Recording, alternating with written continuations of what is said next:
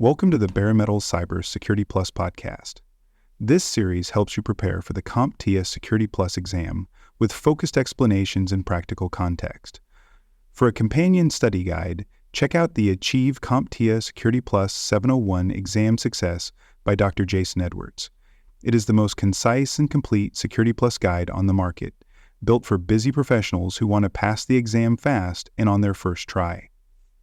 You can find this book and others at cyberauthor.me. In cybersecurity, small changes can have big consequences. A single file modification might signal a misconfiguration or a breach in progress. A small outbound message could be a normal email or a major data leak.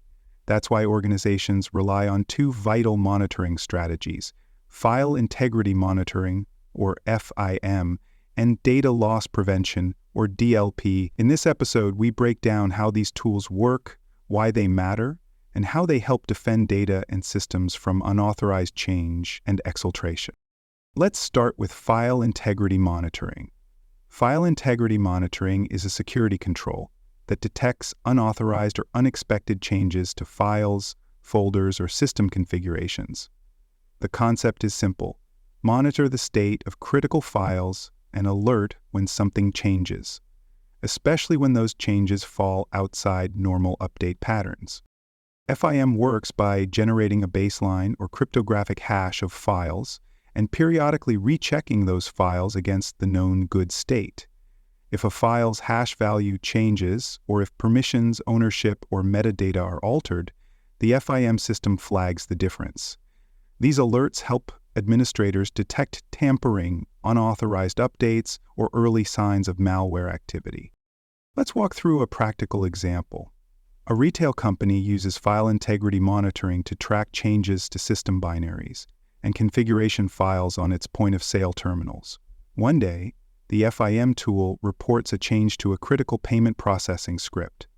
The team investigates and finds that the script was modified with a few extra lines of code designed to skim credit card data and forward it to an external Internet Protocol address. The malware was subtle, but the unauthorized file change was enough to trigger detection. The breach is contained and no customer data is lost. FIM is especially valuable in environments where systems are supposed to remain stable. This includes servers, network appliances, and regulated infrastructure. By watching the integrity of operating system files, configuration files, and key application components, FIM helps organizations detect insider threats, file-based malware, or configuration drift. In regulated industries, file integrity monitoring also plays a compliance role.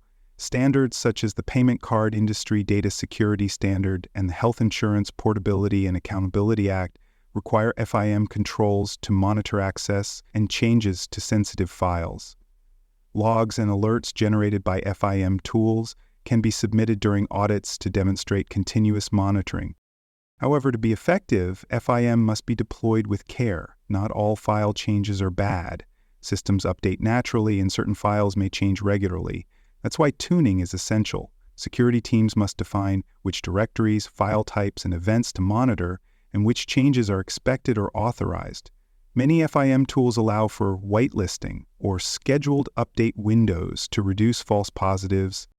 Another consideration is alert fatigue. If a FIM system generates too many alerts for routine changes, teams may begin to ignore them. That's why FIM should be integrated with centralized logging and incident response platforms, such as security information and event management systems. Alerts can be filtered, grouped, and escalated based on severity and context. Let's now turn to our second focus: data loss prevention.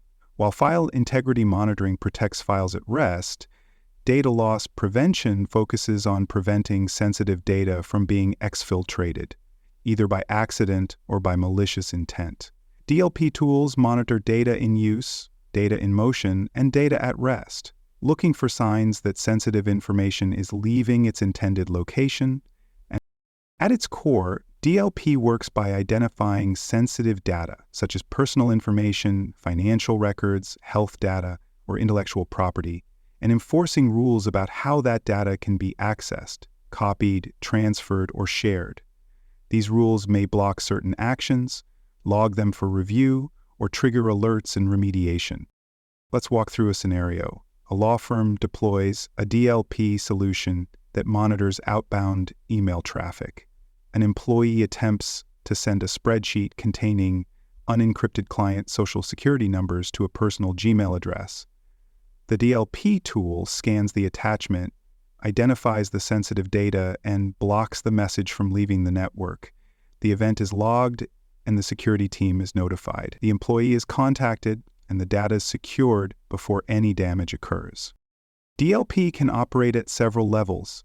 Endpoint DLP tools run on user devices and monitor local activity, such as copying files to USB drives, printing documents, or uploading data to cloud storage. Network DLP tools monitor traffic flowing through internet gateways, email systems, or virtual private networks. Cloud-based DLP tools integrate with collaboration platforms like Microsoft 365 or Google Workspace to enforce data policies within those environments. Effective DLP starts with data classification. Organizations must identify what data is sensitive, where it resides, and who should have access to it. Classification may involve keywords, pattern recognition, like credit card numbers or government IDs, or custom tags based on business needs. Once classified, policies can be applied to monitor or restrict how that data is handled. DLP systems also support user awareness and training.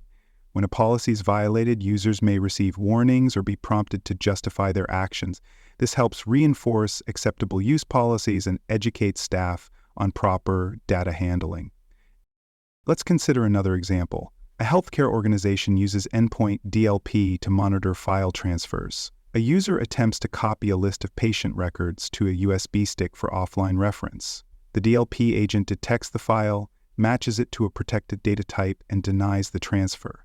Instead, the user is redirected to a secure internal portal where they can access the data without exporting it. The DLP system prevents unauthorized sharing while supporting productivity. However, like any control, DLP is most effective when it is properly tuned and supported by process.